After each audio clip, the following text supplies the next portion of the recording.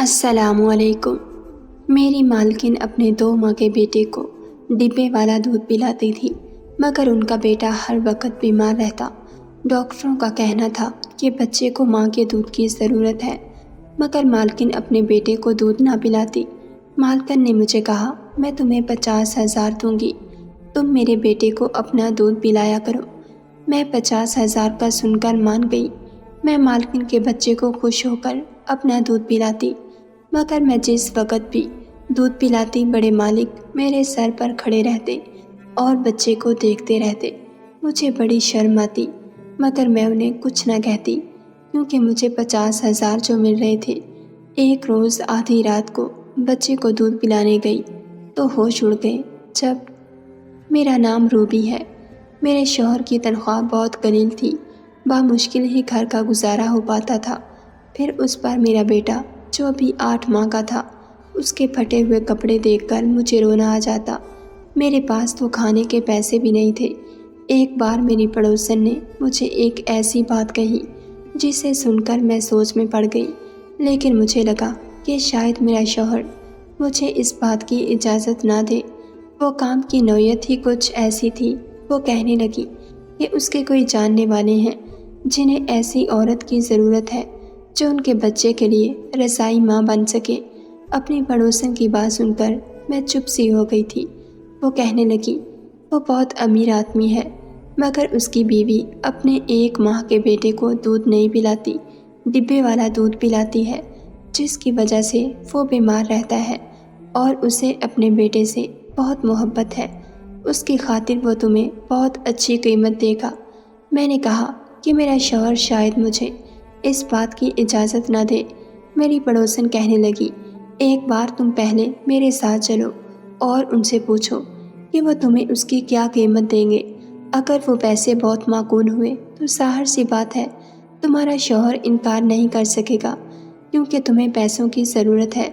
پھر وہ تمہیں اچھی خوراک بھی دیں گے، اور پھر تمہارے بیٹے کو بھی اس چیز کا فائدہ ہوگا۔ یہ سوچ کر میں چپ ہو گئی تھی۔ ظاہر سی بات ہے میرے شوہر کی بہت قلیل سی تنخواہ تھی، میرا اس میں گزر بسر نہیں ہوتا تھا، نہ ہی میں اچھی خوراک کھا سکتی تھی۔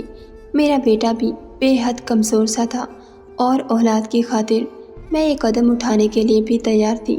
حالانکہ کسی دوسرے بچے کو گود میں بھرنا اور اپنے ہی بچے کے ساتھ اسے شریک بنانا آسان تو نہیں ہوتا، لیکن اپنے بچے کی خاطر میں یہ سب کرنے کے لیے تیار تھی۔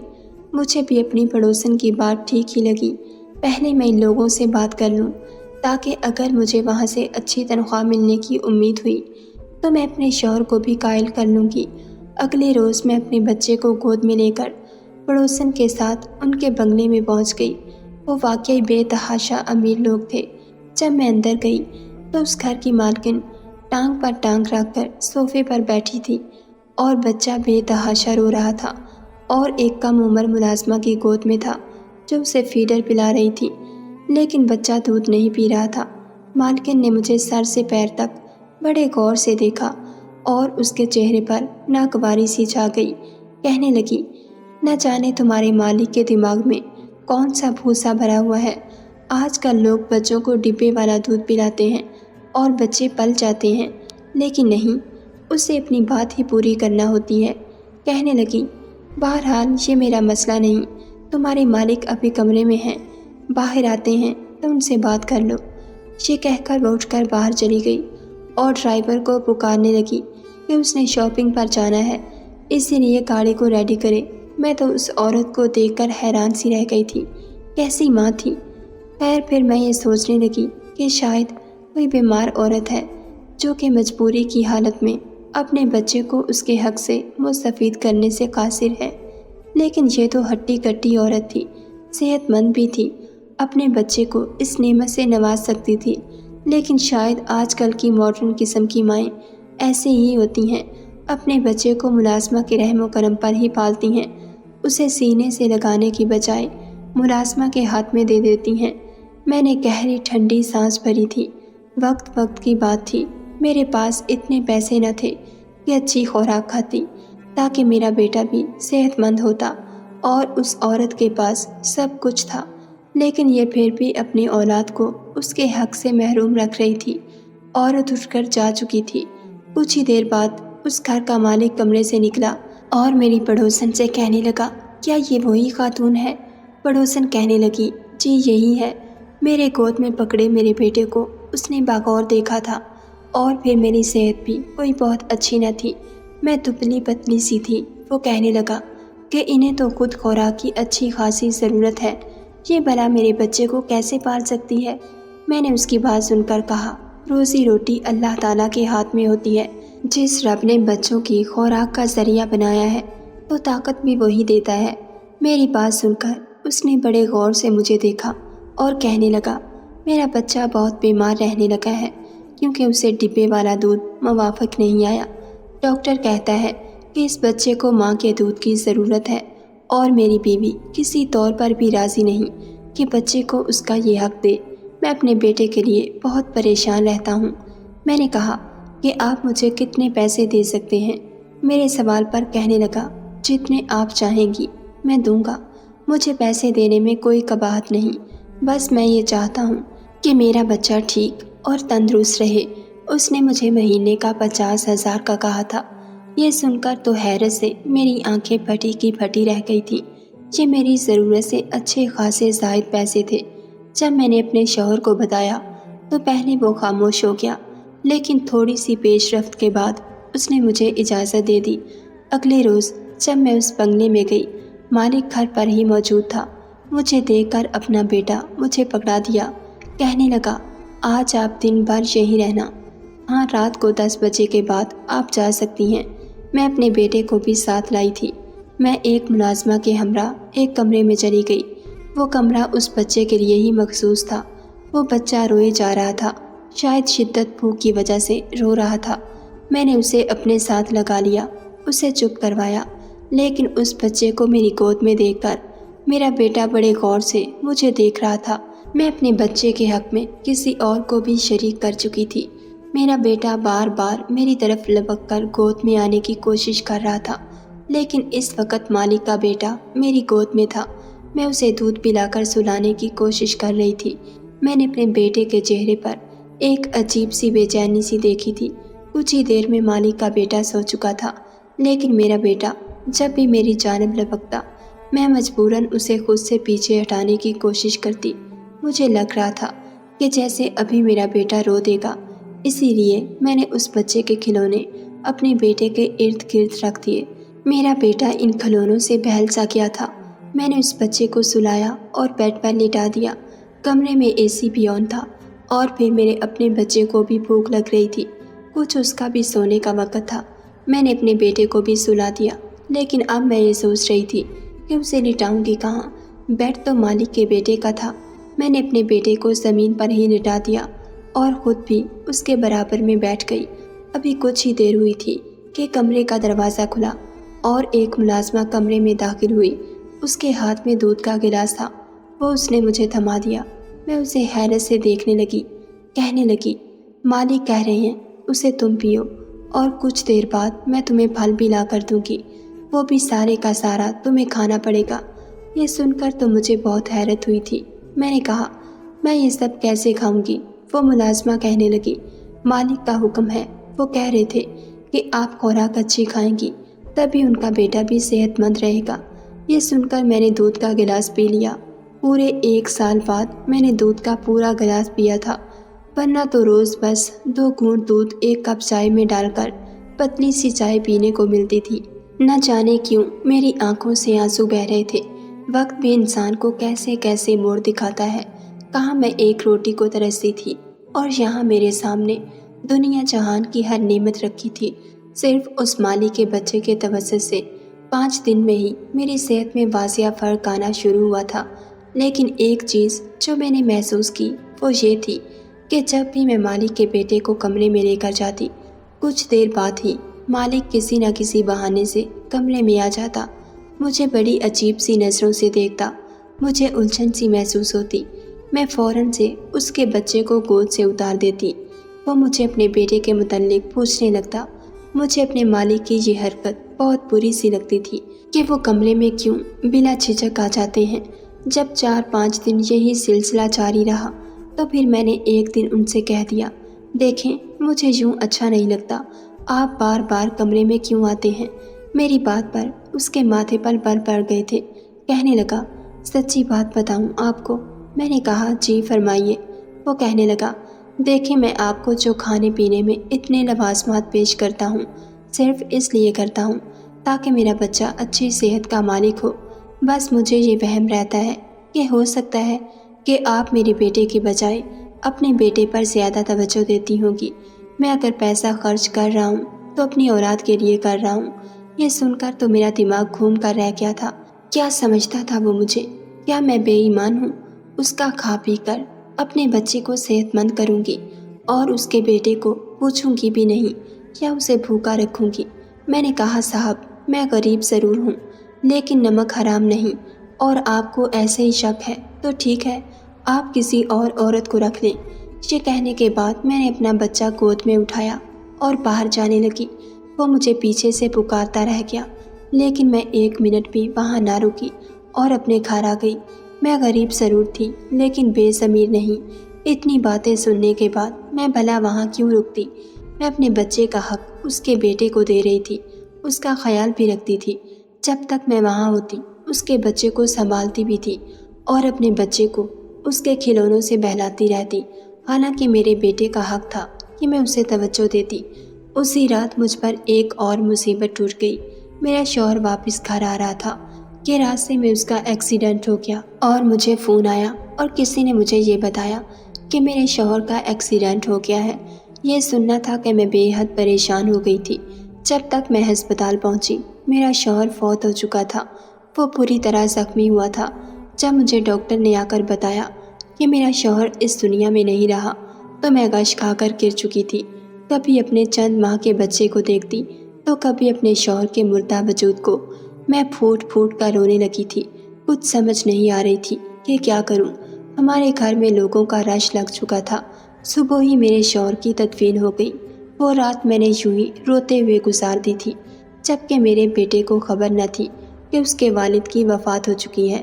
جو بھی مجھے اور میرے بچے کو دیکھتا یہی کہتا کہ تم جوان ہو، اب یہ معصوم بچہ آگے کی زندگی کیسے کاٹے گا؟ تمہارا شوہر تو تمہیں اس جوانی میں ہی اس دنیا سے چھوڑ کر چلا گیا۔ لوگوں کے الفاظ، چہمگوئیاں مجھے مزید پریشان کر رہی تھی۔ میں شوق سی بیٹھی تھی جب اگلے روز گھر کے دروازے کے باہر ایک گاڑی آ کر رکی۔ گلی کے بچے اس گاڑی کے ساتھ بھاگتے بھاگتے آئے تھے۔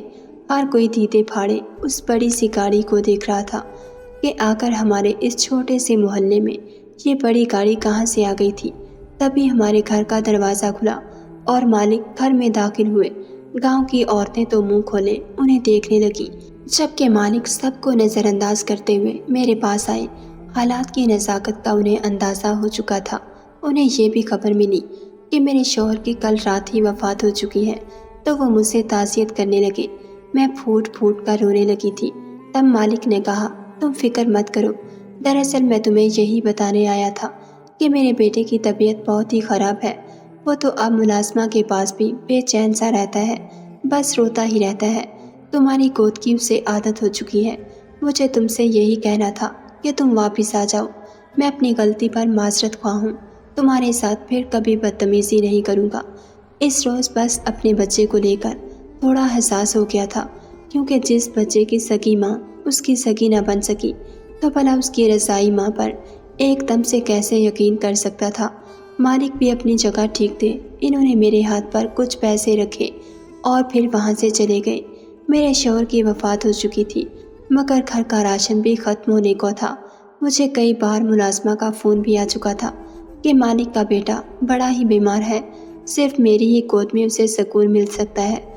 مجھے اس معصوم بچے کی بھی فکر ہو رہی تھی۔ آخر کو میں ایک ماں تھی، میری گود میں بھی ایک معصوم سا بچہ تھا، بھلا میں دوسرے بچے کی کیسے فکر نہ کرتی۔ اسی روز میں نے مالک کو فون کیا تو انہوں نے گاڑی بھجوا دی جس میں بیٹھ کر میں مالک کے گھر پہنچی تھی۔ میری حالت کافی خراب تھی مگر اس کے باوجود میں نے جیسے ہی مالک کے بچے کو اٹھایا تو وہ فوراً خاموش ہو گیا اور میرے ساتھ کھیلنے لگا۔ اسے تو جیسے میری عادت ہو چکی تھی، ہر وقت میرے پاس ہی رہتا۔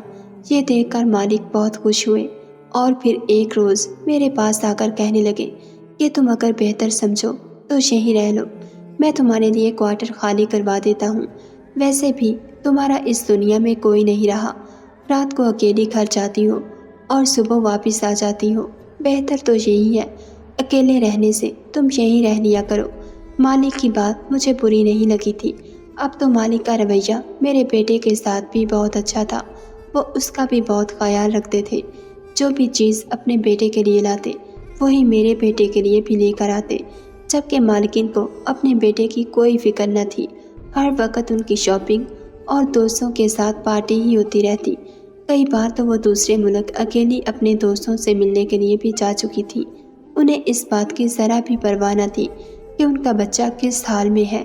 میں اپنے شوہر کو یاد کر کے کافی اداس سی رہنے لگی تھی، میرا بیٹا بھی اپنے باپ کو یاد کر کے روتا رہتا تھا، اکثر بیمار بھی رہتا۔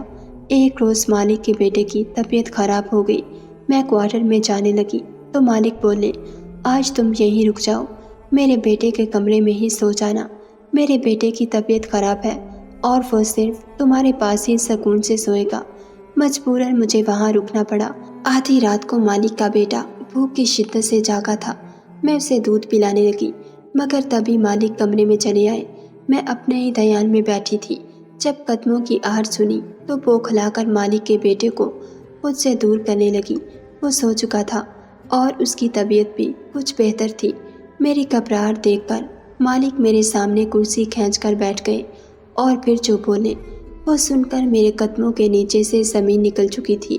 مالک کہنے لگے کہ دیکھو میں جو کہنے جا رہا ہوں وہ دھیان سے سننا، میں ایک ایسی ہی لڑکی سے شادی کرنا چاہتا تھا جو نہ صرف دنیا داری سنبھالے بلکہ گھرداری اور میری ہونے والی اولاد کو بھی سنبھالے، اس کی اچھی تربیت کرے، جبکہ میں نے جس عورت سے شادی کی اس میں ایسی کوئی بھی خاصیت موجود نہیں، اسی لیے میں چاہتا ہوں کہ جیسے ہی تمہاری عدت پوری ہو میں تم سے نکاح کر لوں، تم میرے بیٹے کا بہت اچھے سے خیال رکھتی ہو، میرا بچہ بھی تم سے کھل مل چکا ہے، میں چاہتا ہوں کہ تمہیں اس کی ماں کا درجہ دے دوں۔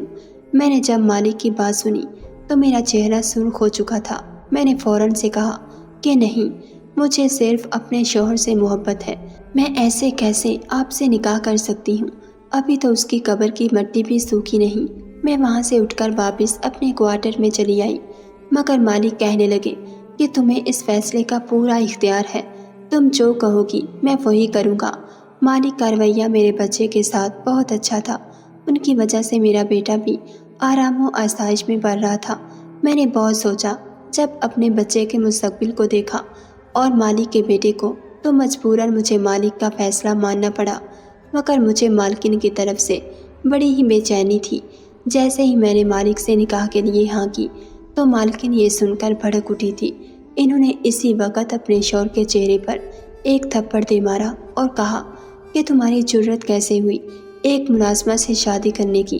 مالکن کسی امیر باپ کی بگڑی ہوئی اولاد تھی اور مالک کو اپنا غلام سمجھتی تھی، مگر مالک نے انہیں کچھ نہ کہا اور 3 بار طلاق دے کر فارغ کر دیا۔ مالکن چیختی رہی، اس نے اپنے باپ کو فون کر دیا، مگر مالک بھی بہت غصے میں تھے، وہ کسی کی نہیں سن رہے تھے۔ کچھ ہی دیر بعد ایک بہت بڑی سی گاڑی آئی اور مالکن ہمیشہ کے لیے اس گھر سے چلی گئی، ساتھ میں یہ دھمکی بھی دے گئی کہ میں تم دونوں کو دیکھ لوں گی۔ اگلے روز مالک نے مجھ سے نکاح کر لیا تھا۔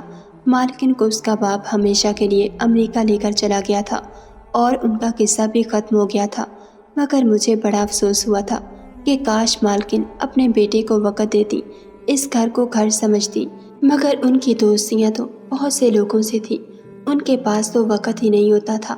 اب کبھی کبھی مجھے لگتا ہے کہ میں نے یہ فیصلہ کر کے غلط کیا، مگر شادی کے بعد جب میں نے مالک کی محبت دیکھی تو میں خود کو خوش قسمت تصور کرنے لگی، شاید یہ سب کچھ میرے نصیب میں لکھا تھا۔ میرے بیٹے کو باپ کا پیار مل رہا تھا اور وہیں مالک کے بیٹے کو بھی ایک ماں کی محبت مل رہی تھی۔